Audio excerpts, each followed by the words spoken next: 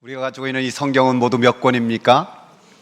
66권이죠. 크게 둘로 구약과 신약으로 나누는데 구약 39권, 신약 27권입니다. 어떻게 암송하죠? 네, 39, 27, 9단으로 합니다. 이 39권의 구약 성경을 크게 세 부분으로 나누면 역사서, 창세기부터 에스더까지 총 17권의 역사서가 있고요. 시가서, 시와 찬미의 노래로 고백하는 신앙, 욥기, 시편, 잠언, 전도서, 아가 5권이 있고, 예언서, 선지서라고도 하는데 선지자들의 말씀, 이사야부터 말라기까지 총 17권. 그래서 참 외우기도 좋잖아요. 17, 5, 17 이런 구조로 되어 있는데, 이 역사서를 또 두 부분으로 나누기도 합니다. 모세오경, 모세가 직접 쓴 5권의 책, 창세기, 출애굽기, 레위기, 민수기, 신명기. 지난주까지 바로 우리는 모세오경을 연초부터 함께 나눴던 거예요. 그리고 이제 본격적인 역사서로 여호수아부터 에스더까지 오늘부터 이제 함께 나누게 됩니다. 이런 기본적인 구조를, 성경을 또 알고 있어야 더 성경 전체를 잘 볼 수 있는 눈이 생깁니다. 모세 뒤를 이어서 지도자가 된 여호수아, 제1대 사사로 보는 학자들도 많이 있습니다. 그리고 왕정시대로 넘어가기 바로 전 이 사사시대, 여호수아와 사사기, 그리고 그때 있었던 아름다운 여인 룻, 이 세 권의 책이 같은 시대를 보고 있는 거예요. 출애굽 이후에 가데스 바네아에서 12명의 정탐꾼들이 이렇게 뽑혀서 정탐의 사명을 감당하는데요, 그 말씀을 자세히 보면은 여호수아의 이름이 바뀐 것을 알 수가 있어요. 민수기 13장 8절에 보면은 에브라임 지파에서는 눈의 아들 호세아요, 눈의 아들 호세아로 먼저 나와 있어요. 근데 16절에는 뭐라고 말씀하느냐, 함께 읽어볼까요? 이는 모세가 땅을 정탐하러 보낸 자들의 이름이라 모세가 눈의 아들 호세아를 여호수아라 불렀더라. 호세아를 뭐라고 부른 거예요? 여호수아라고 이렇게 바꿔 부른 거예요. 성경에 보면 이름이 바뀔 때 분명한 자기의 정체성, 또 사명이 더 선명하게 드러나는 경우가 많이 있어요. 대표적인 것이 누구입니까? 믿음의 조상 부부죠.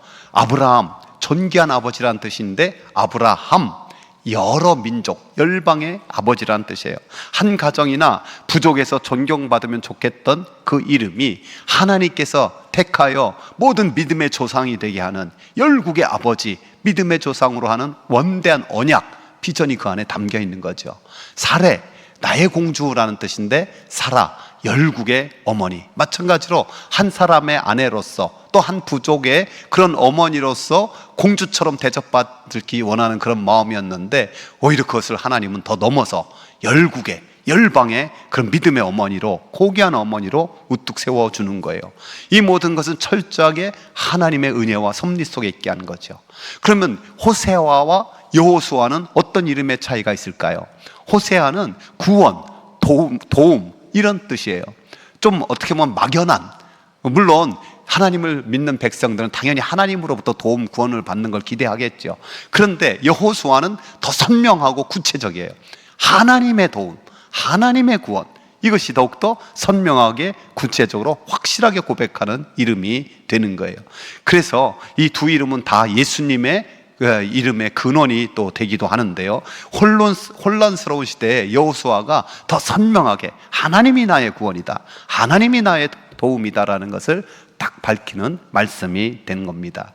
여러분, 우리들도 예수님 믿어 새 이름을 가진 거 아시죠? 우리에게는 어떤 새 이름이 있습니까?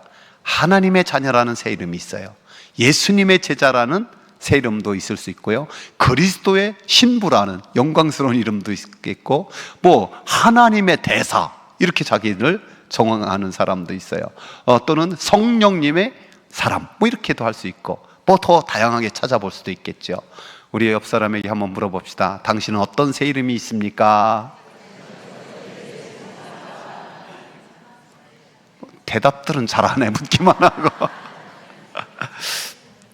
저와 여러분이 하나님 주신 새 이름, 그 권세, 능력 온전히 붙들고 살아갈 수 있길 축복합니다.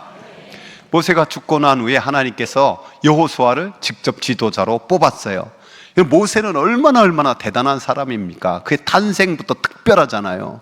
또 갈대 상자를 통해서 구원하여 그 이름이 물에서 건졌다 모세가 되었고, 애굽의 그 모든 학문과 그 무술을 다 배운 사람이었고요.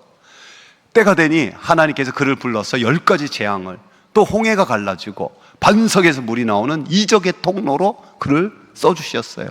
더 위대한 것은 하나님과 직접 대면해서 하나님의 말씀을 받아서 아까 말한 모세오경, 특별히 십계명을 받아오는 선지자 중에 또 선지자로 그가 쓰임받았어요. 이런 영광스러운 지도자의 뒤를 잇는다는 것, 어마어마한 부담으로 다가올 거예요. 특별히 부담스러운 이유 더 많이 있잖아요. 그가 정복해야 될 가나안 땅은 이미 철기 문명의 그런 철기의 무기를 가지고 있는 사람.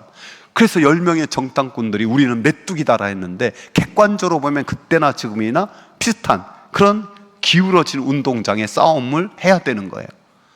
또한 그가 40년 동안 모세의 뒤와 함께 그 백성 다스렸잖아요. 그 백성이 얼마나 툭하면 우상숭배에 빠지고 원망과 불평에 쉽게 쌓이고 자기 마음에 안 들면 당장이라도 돌을 던져서 칠 그런 사람인 것을 너무너무 잘 알았어요. 뿐만 아니라 자기 자신을 볼 때 모세와 비교해 보면은 너무너무 연약하거든요. 여러분, 이런 여호수아에게 하나님이 뭐라고 말씀하셨습니까? 함께 읽어봅시다. 내 평생에 너를 능히 대적할 자가 없으리니 내가 모세와 함께 있었던 것 같이 너와 함께 있을 것임이니라. 내가 너를 떠나지 아니하며 버리지 아니하리니 강하고 담대하라. 너는 내가 그들의 조상에게 맹세하여 그들에게 주리라 한 땅을 이 백성에게 차지하게 하리라. 아멘. 수없이 강조하지만 하나님의 가장 강력한 응답은 내가 너와 함께 있으리라, 내가 너와 함께 하리라예요. 떠나지 아니하리라. 왜냐하면 믿음의 사람에게 이만큼 큰 능력은 이 세상 그 무엇도 없기 때문에 그렇습니다. 형의 살기로 죽음의 위협을 느낀 이 야곱, 한 번도 가보지도 못하고 보지도 못했던 외삼촌 집으로 도망갈 때 하나님이 나타나 말씀하셨어요. 내가 너를 지키며 너와 함께 있을 거다. 네 허락한 것을 다 이루기까지 너와 떠나지 아니하리라. 여러분, 무서워서 벌벌 떨면서 이 밀을 조금이라도 타작해서 먹으려고 포도주 틀에서 타작하는 겁쟁이 기드온에게 찾아와서 하나님은 뭐라고 말씀하십니까? 큰 용사요, 큰 용사로 불러요. 왜? 내가 너와 함께 하니까. 주님께서 지상 명령을 하시면서 그 아직도 의심하고 두려워 떠는 제자들에게 뭐라고 말씀하십니까? 세상 끝날까지 내가 너와 항상 함께 있으리라. 함께 있는 거예요. 여러분, 하나님의 사람들은 하나님이 함께 하시면 뭐든지 변할 수 있음을 믿습니다. 즉 인생의 어떤 거침돌도 하나님이 함께 하시면 형통의 디딤돌이 될 것을 믿습니다. 한번 고백해 봅시다. 인생의 거침돌도 하나님이 함께 하시면 형통의 디딤돌이 됩니다. 우리 옆 사람 축복합시다. 당신은 하나님과 함께 하십니다. 하나님께서 여호수아에게 내가 너와 함께 하겠다고 약속해 주셨는데, 오늘 본문은 거기서 조금 더 나가는 거예요. 잘 보세요. 여호와께서 여호수아에게 이르시되 내가 오늘부터 시작하여 너를 온 이스라엘 목전에서 크게 하여 내가 모세와 함께 있었던 것 같이 너와 함께 있는 것을 그들이 알게 하리라. 즉 하나님이 함께 하는 것을 나만 아는 게 아니라 모든 백성들, 또 더 나가서 이방 사람들도 알게 되리라라는 거예요. 여러분, 이게 얼마나 중요한 일입니까? 자신뿐만 아니라 우리로 적용하면 가족들, 이웃들, 직장 동료들도 와, 너는 하나님과 함께하는 사람이다, 그걸 알게 된다는 거예요. 여러분, 성경의 가장 대표적인 사람이 누구입니까? 바로 이삭이 그런 사람이었잖아요. 우물을 힘들게 팠는데 아비멜렉 그 부하들이 찾아와서 뺏어가요. 또 한 번 옮겨서 팠는데 또 뺏어가고 또 뺏어가고, 그럼에도 불구하고 담대한 모습 보면서 나중에 찾아와서 하나님이 너와 함께하는 걸 우리가 분명히 보았으므로 우리와 조약을 맺자, 그렇게 하잖아요. 여러분, 우리 그리스도인들에게 이런 은혜가 필요한 거예요. 하나님이 함께 하시면 인생의 어떤 거침돌도 형통의 디딤돌이 되는 것을 보면서 와, 하나님은 정말 너와 함께 하는구나. 자녀들이, 우리 부모님은 하나님이 진짜 함께 하셔요. 또 다른 어디에서도 이런 귀한 증거, 저와 여러분이 하나님 함께하는 증거를 이게 나타낼 수 있기를 주의 이름으로 축복합니다. 하나님께서는 함께 하시겠다 그러면서 한 가지 명령을 하세요. 그 명령이 무엇입니까? 함께 읽어봅시다. 이 율법책을 내 입에서 떠나지 말게 하여 주야로 그것을 묵상하여 그 안에 기록된 대로 다 지켜 행하라. 그리하면 내 길이 평탄하게 될 것이며 내가 형통하리라. 여러분, 이 말씀을 묵상하고 그걸 지켜 행하면 형통하고 평탄한 길을 가겠다는 것, 여호수아에게만 해당되는 말씀이 아니라 오고 오는 믿음의 사람들에게 동일하게 적용되는 말씀일 줄 믿습니다. 그래서 말씀을 붙드는 것이 하나님을 붙드는 거예요. 하나님 말씀을 가까이 하는 것이 하나님을 가까이 하는 거예요. 지난주에 우리가 베네수엘라를 위해서 사랑의 헌금을 모았어요. 그래서 1,400만 원 이상 돼가지고 그것을 보냈습니다. 이 베네수엘라의 그런 지진의 소식들, 참 비참한 모습들, 근데 그 중에서도 또 소망이 있는, 기적이 일어나는 소식들이 또 따뜻하게 다가왔어요. 그 중에 하나가 이 다나야 파티노라는 엄마와 생후 18개월 된 후안 다비드의 이야기인데요. 이 다나야의 집은 아파트 8층이었어요. 근데 이게 설거지를 하고 있는데 이 지진이 탁 나오는 거예요. 그가 다른 거 다 팽개치고 18개월 된 후안, 그 아들을 품에 꼭 안고 그 순간 와르르 무너진 거예요. 여러분, 8층 그 위에도 층이 있었는데 그런 아파트가 종이짝처럼 무너지는 그런 거 봤잖아요. 근데 감사하게도 다행히도 두 발에는 콘크리트에 낑겼는데 머리에 이렇게 관자놀이 이렇게 약간 압박하는데 그래도 아기와 그 몸이 살아있는 거예요. 아기의 코에 손을 대보니까 코 숨을 쉬고 있는 거. 그래서 우리 아들 후안이 살아있으면 나는 반드시 살아야 된다, 그 마음을 가지고 또 그녀에게 큰 희망을 주는 것이 두 가지였대요. 첫 번째 뭐냐면 발끝에 성경책이 걸려 있는 거예요. 성경책이 발에 닿아 있는 거예요. 그러면서 작은 빛이 하나 들어오더라는 거예요. 그 작은 빛과 성경책에서 큰 소망을 갖다 줬고 있는 힘껏 외쳤어요. 나 여기 사람이 있어요. 나 살려주세요.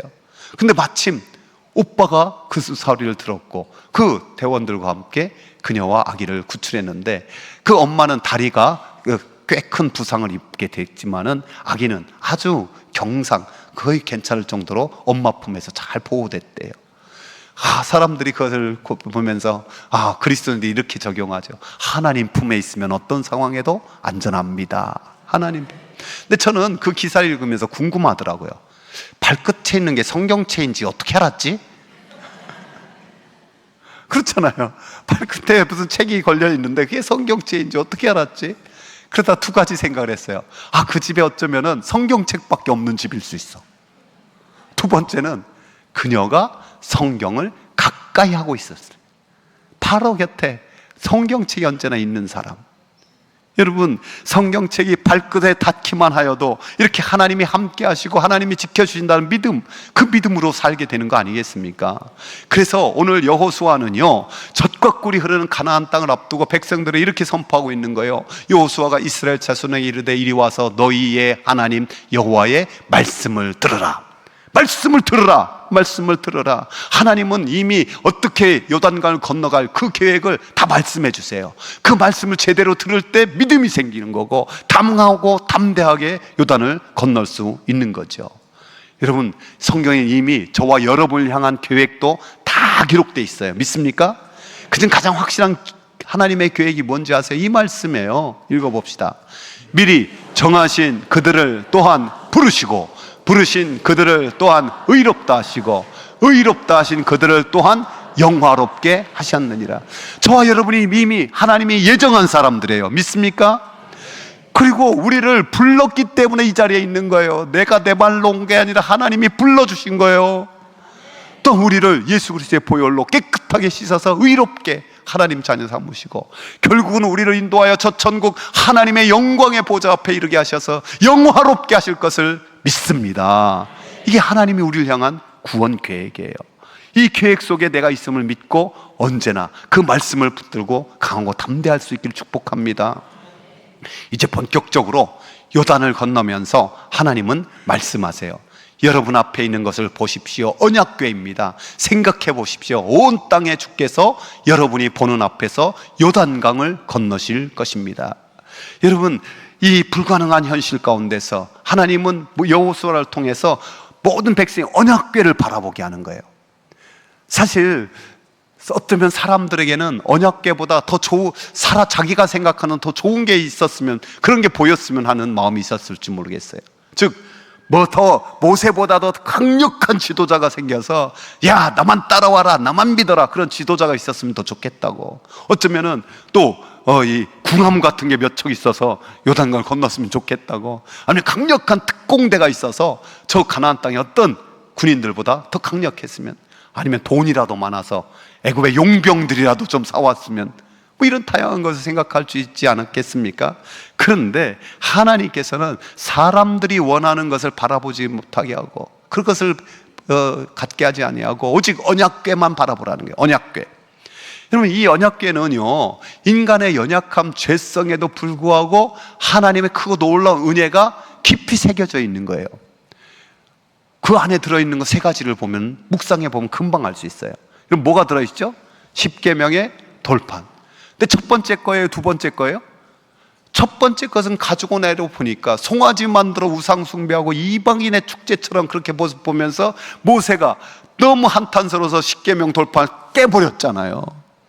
즉 이스라엘 백성들 그렇게 산산조각나는 십계명처럼 부서져야 될 그런 존재인데 하나님께서 그를 다시 불쌍히 여겨주셔서 두 번째 돌판을 주셔서 그들에게 말씀하는 거예요. 너희들이 이렇게 나를 떠나기도 하고 부패하기도 하지만 나는 계속해서 너희를 제사장 나라, 거룩한 백성 삼으려는 나의 비전이, 언약이 끊임없이 있다. 이게 언약의 말씀이죠. 두 번째 뭐가 있어요? 아론의 쌍난 지팡이가 있잖아요. 여러분, 광야에서 은혜로 살고 하나님이 세운 지도자, 하나님이 인도하시는데 그들은 또한 지도자가 되고 싶은 명예욕, 권력욕에 사로잡혔어요.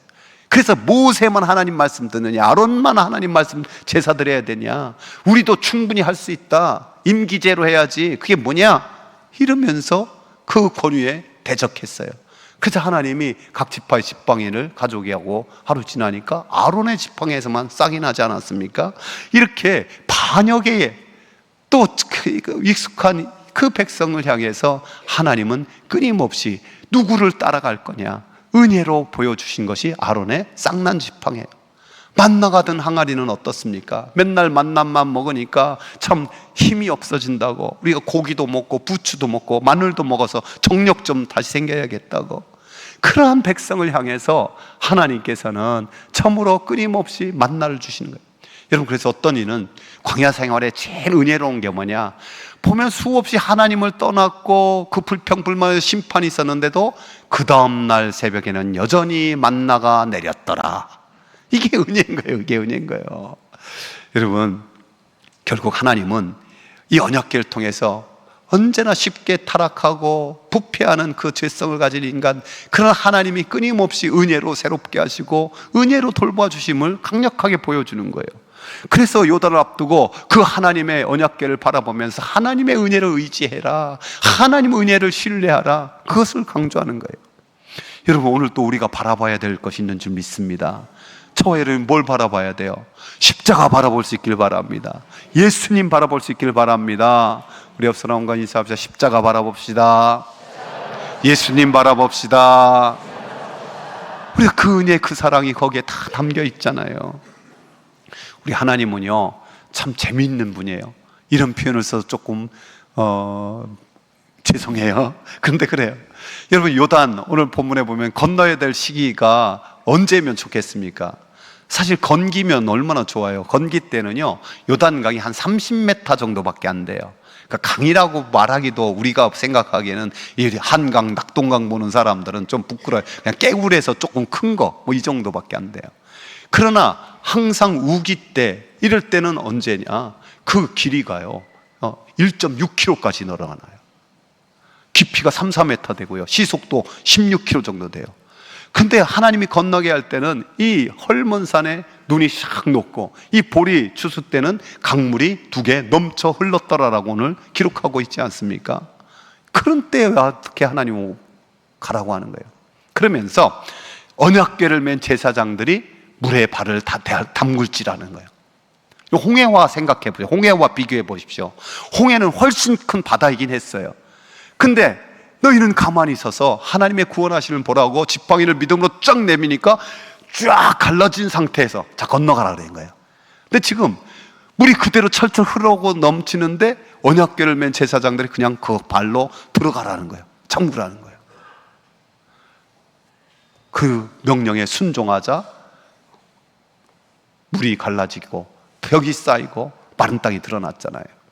우리는 이런 사건을 알면서도 종종 하나님 앞에 이렇게 기도하는 경향이 많이 있어요. 하나님, 내 인생이 너무 큰 문제, 내 힘과 능력으로 할 수 없는데 이 문제만 해결해 주시면 내가 하나님 잘 믿을게요. 주일 성수도 잘하고요, 11조도 잘 내고요, 봉사까지 할게요. 이 문제만 먼저 해결해 주시고요. 또는 좀 더 겸손하게 이렇게 기도할 수 있죠. 하나님, 제가 믿음이 좀 작은 거 잘 알고 있잖아요. 이번 문제만 해결해 주시면은 제가 하나님이 살아계시다는 증거로, 하나님이 나를 사랑한다는 증거로 꼭 삼겠습니다. 그래서 어떤 일이 있어도 이제 하나님이 계신 것과 자기를 찾는 자에게 상 주시님을 내가 꼭 믿겠습니다. 물론 하나님께서, 제가 목회를 하다 보니까 영적인 아기 상태일 때는 이런 기도도 잘 들어주시더라고요. 근데 하나님께서 원하시는 건 뭐냐? 먼저 하나님 말씀에 순종해 보라는 거예요. 오히려 먼저 믿음으로 순종할 때 길이 열린다는 거예요. 믿습니까? 이 제사장들이 믿음으로 갈라지지도 않았는데 그 믿음으로 하나님 말씀에 순종하니 그때 물이 쓴 거예요. 또한 특별히 더 은혜스러운 말씀이 있더라고요. 함께 17절 읽어볼까요?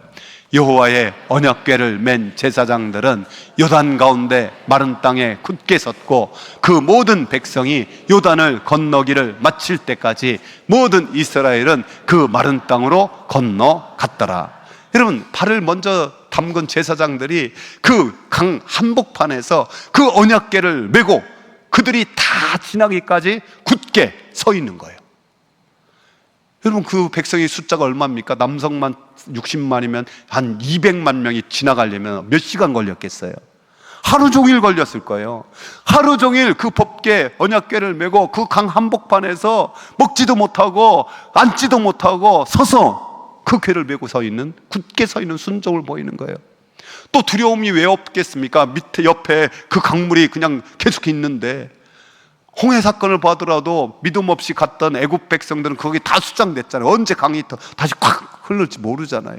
그런 상황에서 모든 백성이 지나가기까지 그들은 강 한복판에서 굳게 서서 그 언약궤를 쥐고 있었던 거예요. 그 순종이 하나님의 구원의 역사, 은혜의 역사를 만들어낸 거죠. 그래서 여러분, 이 시대가 얼마나 혼란스럽고 어지럽습니까?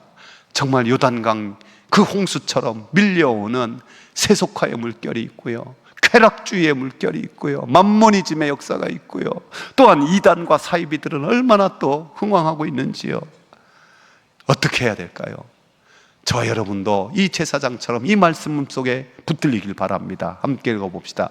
그러므로 너희가 그리스도 예수를 주로 받았으니 그 안에서 행하되 그 안에 뿌리를 박으며 세움을 받아 교훈을 받은 대로 믿음에 굳게 서서 감사함을 넘치게 하라. 아멘. 우리는 바로 예수 그리스도 안에서 그 주님의 십자가 부활의 복음으로 더욱더 뿌리를 박으며 세움을 입어 굳게 서서 감사함이 넘치는 저와 여러분이 되기를 바랍니다.